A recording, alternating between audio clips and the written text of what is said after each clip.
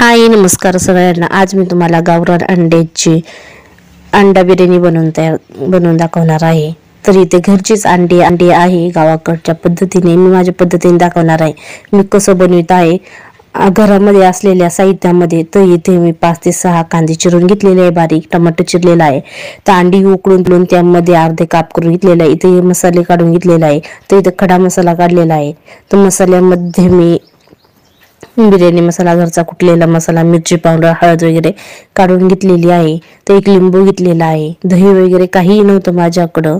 त्यानंतर आलं लसूण ठेचून घेतलेलं होतं। तर कढईमध्ये मी 2 ते 3 चमचे तेल गरम करून घेतलेलं आहे, त्यामध्ये जिरे टाकलेले आहे।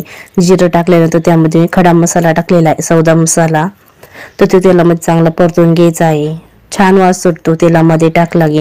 त्यानंतर उभा काप करून घेतलेला कांदा, तर कांदा तुम्हाला जसा हवा आहे तसा चिरून घेऊ शकता। तर कांदा मस्त असा लाल परतून झालेला आहे माझा। त्यामध्ये मी आलं लसूण हिरवी मिरची ठेचलेली होती ती खलबत्त्यामध्ये ते टाकलेलं आहे, चांगलं परतून घ्यायचं आहे।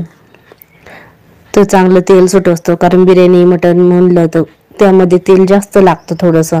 त्यामध्ये बारीक चिरलेला टोमॅटो तेलामध्ये टाकला की त्यामध्ये थोडंसं मीठ टाकलेलं आहे। मीठ टाकले की टोमॅटो पटकन शिजतं, कारण कधी कधी टोमॅटो असं जास्त परतलं नाही की ते दाताखाली येतं, कचकच वाटतं।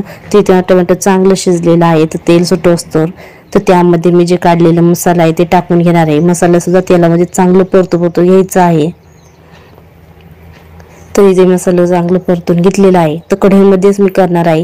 तर कुकरमध्ये तुम्हाला बिर्याणी बनवून दाखवलेली आहे, मटन फ्राय वगैरे। तर आता मी कढईमध्ये अंडा बिर्याणी बनवून दाखवणार आहे। तर इथे मस्त असं मसाल्याला तेल सुटलेलं आहे। तर त्यामध्ये मी जी उकडलेली अंडी होती त्याला मध्ये चाकूने असे काप केलेले आहे, तर ते तेलामध्ये असे मस्त असे फ्राय करून घेणार आहे। तर खूप असा छान वास सुटलेला होता। तर असं सुद्धा रेसिपी खाऊ शकता, असं सुद्धा अंड खाऊ शकता तुम्ही चपाती बरोबर, भाताबरोबर, खूप छान लागते।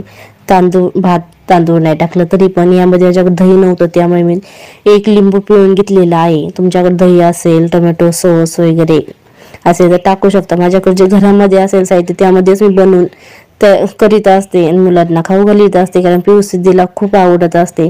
तर त्यानंतर मी तांदूळ स्वच्छ धुवून कढईमध्ये टाकलेला आहे। तांदूळ जे मसाले वगैरे सगळे एकजीव करून घेतलेला आहे। त्यामध्ये मी 1 ते 1.5 तांब्या पाणी टाकलेलं आहे। तर इथे मी सर्व पाणी टाकून घेतलेलं आहे। तर मीठ पण टाकलेलं आहे, मीठ टाकताना काय दाखवलेलं नाहीये। तर इथे मी झाकण ठेवलेलं आहे 5 मिनिटं। तिथे बघू शकता मस्त अशी बिर्याणी बनवून झालेली आहे। तर थोडीशी कच्ची होती, त्यामुळे मी थोडंसं पुन्हा पाणी टाकलेलं आहे। थोडीशी कच्ची वाटत होती, त्यामुळे मी पुन्हा पाण्याचा शितोडा टाकलेला आहे, पुन्हा 5 मिनिटं झाकण ठेवलेलं आहे। तर इथे माझी मस्त अशी अंडा बिर्याणी बनवून तयार झालेली आहे, मोकळी सुटसुटीत, खूप छान लागते। तर खूप छान होते, एकदा नक्की ट्राय करून बघा। तर इथे मी आता सर्व करीत आहे, कारण जे माझ्याकडे साहित्य असते त्या साहित्यामध्ये बनवून दाखवित असते, की असं नाही की हे नाही ते नाही, म्हणजे मसाला नाही, माझ्याकडे कोथिंबीर सुद्धा नव्हती, मी बनवून दाखवलेली आहे। तर कसा वाटला व्हिडिओ कमेंट करून नक्की सांगा। चॅनलला सबस्क्राईब करा, लाईक करा, शेअर करा, नक्की रेसिपी बनवून बघा। खूप छान होते, खूप छान वास सुटलेला होता। तर पुढल्या व्हिडिओमध्ये